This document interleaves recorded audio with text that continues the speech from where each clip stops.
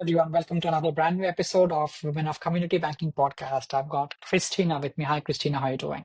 Hi, how are you? Thanks for having me. Perfect, Kristina. Not bad. This week was crazy for both of us. Exactly, that's what we spoke. I'm in San Francisco, for an event out here, right? And I'm again sorry for not being able to make to the previous recording that we had. Sorry about that. And again, Christina, thank you for taking this time out for us to chat with us. We really appreciate, right? I'll give a quick introduction who Christina is. Okay. Christina, in her new role, she's a VP of strategy at Westerra Credit Union. She's been I would say, a credit union veteran for years now, with specific focus on helping people mission, right? That's how we connected. Again, I did a very quick introduction. I won't spend a lot of time. I won't steal the show, for the lack of better words. I'll do a very quick introduction. Christina, if you want to add something in specific, that would be super, super helpful. Great. Thank you. Yep, I am the new Vice President of Strategy at Westerra Credit Union. Previously, I was Vice President of Corporate Communications. And my role at Westerra, I've been there for about 4 years. I did pivot from Hmm. community healthcare into banking. And like you Yes. mentioned, a lot of that is people serving people. So that's been a common theme in my career. Yep. Yep. And it's interesting over the last this transition to this new role happened over the last few weeks, and a few people Hmm. have asked me like, your background's communications and marketing, and now you're in strategy. Like, how does that fit? And my answer is that they're pretty inseparable. I mean, strategy needs communications to land with Absolutely. clarity and energy, Yep. and communication needs strategy in order for it to be Exactly. meaningful. So together, Exactly. they really drive alignment. And I think that for this role, I bring that empathy, that ability to influence, to bring clarity, and it really keeps me focused. And I'm excited for this growth opportunity, but also I feel like it's a natural next step for me based on my career of over 15 years now in this type of field. I'm sure, absolutely. Christina, I'll ask you the first question, right? So what keeps you going? Because you've changed careers, you moved from healthcare to credit unions.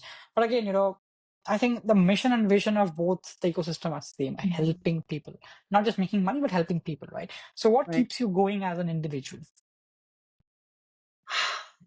I really enjoy translating vision to action Mhm. and connecting those long-term priorities with like the daily decision making. And I think that's what keeps me going. And in every space that I've been in, I've been able to stay aligned, stay focused on what matters. And that changes, right? Depending on, what Absolutely. organization you're with and what role you're in. But I'm Absolutely. just really always drawn to how people connect ideas, how I can connect ideas, and to build that alignment. And Hmm. so that keeps me going because I think that's the common thread too, that I've been really inspired for that action. Hmm. And right Hmm. now it's a really exciting time at Westerra and in community banking in general. Hmm. Um, Hmm. it's exciting because there's a lot of change, right? It's a constantly Yeah, changing environment. sure. I'm And sure. so our really double downing on strategy and really focusing on that in this like new chapter is Yep. something really wonderful for me to be part of. It's where Hmm. growth Hmm. happens, and it's something that I think is a great next step for me. And so that gets me Hmm. waking up every morning. I have a great team. I have a great, supervisor over me, and we're just, we're headed in the right direction. I'm excited about it. That sounds perfect. Exactly. Uh, So, I mean, we know your journey. I mean, we don't need an introduction of that, but still, I want to ask you, Christina, what has been your journey so far?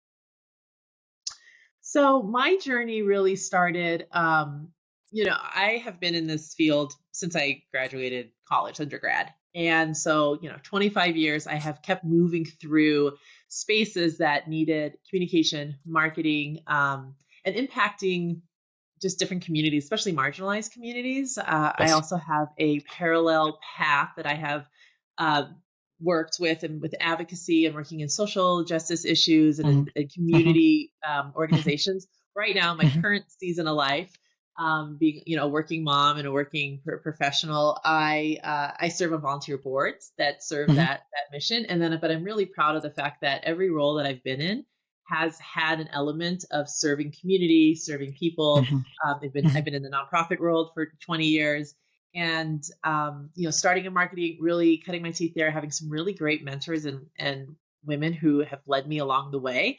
I Hmm. slowly started leaning into opportunities that came Hmm. my way, and Hmm. understanding timing. And I think a big thing with that is, especially for, yeah, I'm an older millennial, and so I think, professionals who are in my age range, we've seen a lot of Sure. change. We've seen a lot of change in the job market and the marketplace and economy, and realizing that when change happens, Hmm. spaces open up. And so it's getting that Sure. sense of like when it's time to lean in, even if it's a little uncomfortable, because that's where the growth happens. And over the course of my career, I started listening to women who are further along in their career kind of giving me this advice, and I started taking it, and I started looking Hmm. for those windows. I started stepping into new spaces where I could create value, even without necessarily a formal invitation. And Hmm. it's not always been a slam dunk, but throughout that journey and being able to lean into different areas, I have been able to move from a marketing team into communications, executive communications, and now into strategy. And I've Hmm. been able to really lead teams that have created impact, and Hmm. been able to like build my skills and help build those around me, and serve the Hmm. organization I was Hmm. with. So a lot of my journey is that leaning in and Yeah. recognizing, change is opportunities and how you can see yourself through it. I mean, that's quite the eventful answer, right? I mean, that's amazing. Uh, Christina, I know that Westerra has been going through multiple org changes, and yes, you have a new role, right? I mean, congratulations, firstly, for your new role, for the elevated role. We are super, super happy about that, right? So, what do you want to talk about your new role? I mean, how excited are you, and what will you do in your new role? So my new role is really about the day to day is really about taking that strategy Hmm. sense. And Wisteria Hmm. has been really amazing because I feel like over the course of the last few years, we've really been able to pivot, and we always kept Hmm. it member focused, right? Hmm. Hmm. And really being able to show up for the community, show up for our members. And in my prior role, I was overseeing our community engagement program. I was, marketing and communications. And this is really something that's like taking all of that and taking it to the next level. So with Hmm. Sarah's, like I said, double downing on strategy. We've obviously always had strategy, always had focus, but really being able to shift into this or the framework that we're Yep. in right now. Yep. Yep. Um, it shows the foresight that Wistera's always had. It shows the commitment to the community. And Exactly. it shows about being like, being mindful in this space. And so, day to day, my job looks like being able to look at that larger strategy and Yeah. how we can have a large have make an impact across teams, Hmm. to ensure there's no silos, to ensure that as people are working on one thing, it contributes to another thing. Hmm. Really being able to create those efficiencies, create that Hmm. streamline alignment. Hmm. I think it's a little cliche, but like we're all marching in the same direction, and it's not that they weren't marching in the same direction. I feel like this is actually just a increased enhancement Sure. for the org, and for roles that people are in. I mean, the strategy team right now is composed of individuals who worked at Westerra. We have a new SVP, and he came in Yeah. new.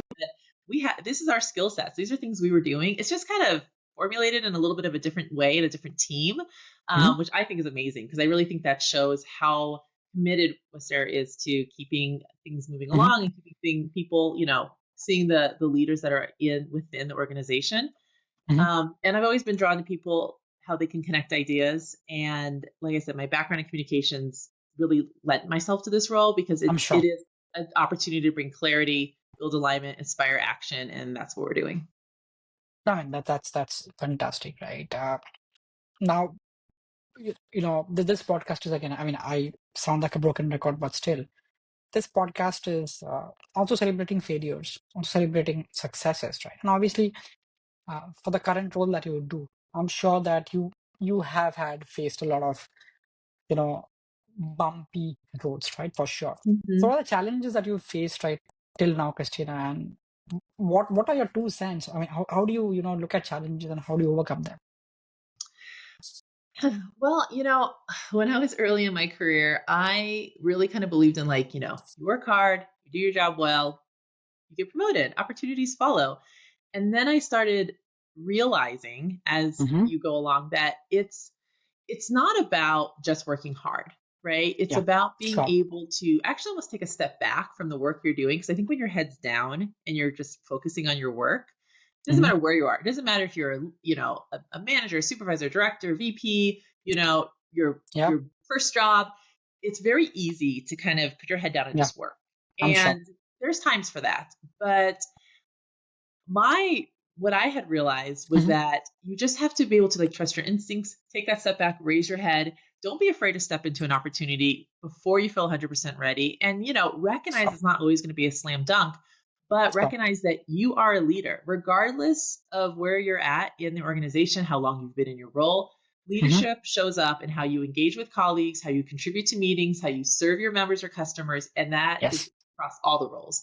So, Yes. and being a leader means keeping your head up, right? So, Absolutely. That's basic. right. And so that's what advice I would give is, and that's something I wish I had listened to a little bit more earlier in my career because I was like, work, work, work, do all this stuff. And I just kept getting kind of frustrated because I'm like, I'm doing this work, I'm showing up. And it's not that I wasn't, felt like I was contributing and I I was, understand. getting raises and I was with my job and kind of moving along, but I felt stuck. And that's when I started like, keeping my head raised and Hmm. realizing authentic leadership is just really recognizing your Very values, important. recognizing what you bring to the table for the purpose. Hmm. I know what I bring to the table. I know the things that I am not as great with. We all have those, right?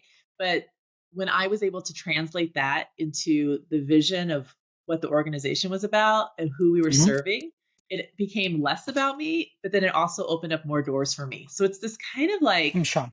you have to like fit into this balance. So it's just like a different Yep. shift of mindset. And that really, Yes. I probably realized that about 10, 12 years ago. And then Yep. that's what really started the journey that I've been on now. And just opened, I would say open windows. I don't think it's hard to kind of, some doors are just not open, but I'm you can sure. see the window. And if you keep that rooted Absolutely. and you keep your head Absolutely. up, you can find your way to be seen in spaces. Absolutely, Christina. So, in the interest of time, I want to ask you two very quick questions because these are very important, right? So, what has been your learning so far, Christina, across the years? Doing multiple roles, facing multiple challenges, uh, managing a family. It's not easy, right? So, how? I mean, what are the learnings you've had so far, and what do you want to share with our audience?